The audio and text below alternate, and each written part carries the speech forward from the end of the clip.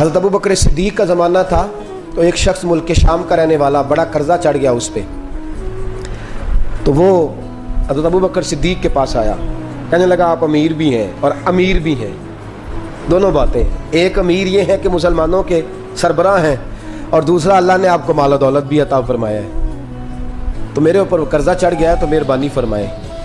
وہ کہتا ہے حضرت صدیق اکبر نے میرا ہاتھ پکڑا، گھر کے اندر لے گئے، باہر سے دروازہ بڑا اعلیٰ تھا لیکن گھر کے اندر گیا تو چارپائی بھی کوئی نہیں تھی، کھجور کی چٹائیاں بچھی ہوئی تھی، کھجور کی چھال کی، اور وہ بھی پھٹی ہوئی۔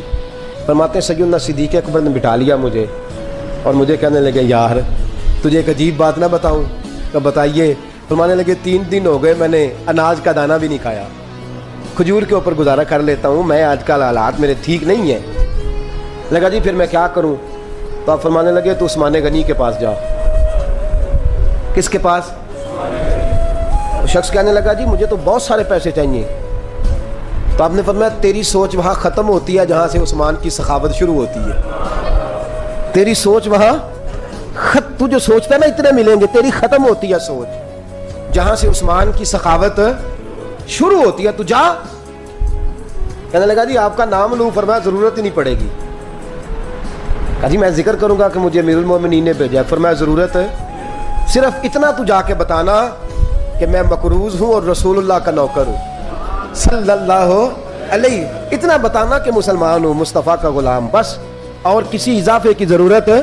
کہا جی وہ دلیل مانگیں گے؟ فرمایا عثمان خیرات کرتے تفتیشیں نہیں کرتا، عثمان اللہ کی راہ میں دیتے ہوئے تفتیشیں 10 روپے دینا اور 100 بات سنانا فقیر کو، تک تو نہیں نا، 10 روپے اور 100 قسم کے تانے نہ دے تو میاں چشم پوشی کر جا، تجھے کس نے اجازت دی ہے ٹٹولنے کی، پھولنے کی اور کرودنے کی؟ یہ حال اگر تیرے ساتھ کیا جائے، رب اگر تجھے ٹٹول کے دے تو تیرا کیا بنے؟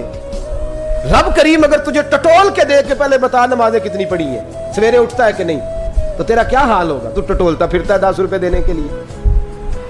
حضرت عثمان غنی کی عادت نہیں، وہ شخص کہتا ہے میں چلا گیا، پوچھتا پچھاتا دروازے پہ پہنچا، دروازے پہ دستک دی تو حضرت عثمان غنی کے اندر سے بولنے کی آواز ہے، اپنے بچوں کو ڈانٹ رہے ہیں، کہتے ہیں یار تم لوگ شہد کے اندر، دودھ کے اندر شہد ملا کے پیتے ہو، خرچہ تھوڑا کم کرو، اتنا خرچہ تم نے بڑھا دیا ہے، تم دودھ کے اندر دودھ بھی میٹھا شہد بھی میٹھا، ایک چیز کھا لو، کو بیمار ہو، 2 چیزیں استعمال کرتے ہو۔ کہتے ہیں میں نے کہا ابو بکر تو بڑی باتیں بتا رہے تھے، اور اس قسم کے کئی واقعات حضرت عثمان غنی کے ساتھ ہوئے، وہ تو بڑی باتیں بتا رہے تھے، اور یہ آدمی دودھ شہد سے لڑائی کر رہا ہے اور مجھے کئی ہزار درہم چاہیے، دینار چاہیے، مجھے دے گا؟ فرماتے ہیں اب وہ ڈانٹ کے باہر آئے، میں دروازے پہ تھا، آتے ہی کہنے لگے میں آیا نا تو جب میں نے السلام علیکم کہا تو وہ سمجھ گئے میں مسلمان ہوں۔ کہتے ہیں وعلیکم کہا تو پہلا جملہ انہوں نے جو بولا وہ ان کے بڑے پن کا مظاہرہ تھا۔ کہنے لگے بچوں کو ایک بات سمجھانی تھی، آنے میں مجھے 1.5-2 منٹ لگ گئے، تو دروازے پہ کھڑا رہا، مجھے معاف کر دینا۔ بڑے لوگوں کی بڑی باتیں، بڑے لوگوں کی بڑی باتیں، اتنا بڑا قد ہے اتنا بڑا اخلاق ہے۔ کہنے لگے تجھے ایک بات بچوں سے کرنے لگ گیا تھا، تجھے انتظار کرنا پڑا، ذرا درگزر کرنا۔ کہتے ہیں پھر انہوں نے دروازہ کھولا، جو اس وقت ان کا ماحول تھا حویلی کا، ڈرائنگ روم کا، جو بھی، مجھے بٹھایا۔ کہتے ہیں میرے لیے جو پہلی چیز آئی وہ دودھ کے اندر شہد ڈال کے وہ لائے۔ کہتے ہیں میرے دل میں خیال آیا گھر میں جھگڑا کر رہے تھے، مجھے پلایا، اس کے بعد کھجوروں کا حلوہ آ گیا۔ کہتے ہیں میں نے کہا بچوں کو کہہ رہے تھے ایک میٹھی چیز استعمال کرو، میرے لیے 3 آ گئی ہیں، 3 آ گئی، عجیب شخص ہے۔ کہتے ہیں میں لیکن ابھی میرا تصور جمع نہیں، میں نے کہا اتنا تگڑا نہیں جتنا حضرت ابو بکر نے بتایا ہے۔ کہتے ہیں کھلا پلا کے نا پھر پوچھنے لگے کیسے آئے ہو، کیسے آئے ہو؟ تو کہتے ہیں میں نے کہا کہ جناب میں مجبور ہوں، آج بہت سارے لوگ ہیں نا جن کے پاس کسی کی بات سننے کا ٹائم ہی نہیں، کہتے ہیں موٹی موٹی بات کریں، آخری۔ حضرت عثمان غنی پوری کھلا پلا کے کہنے لگے کیسے آنا ہوا؟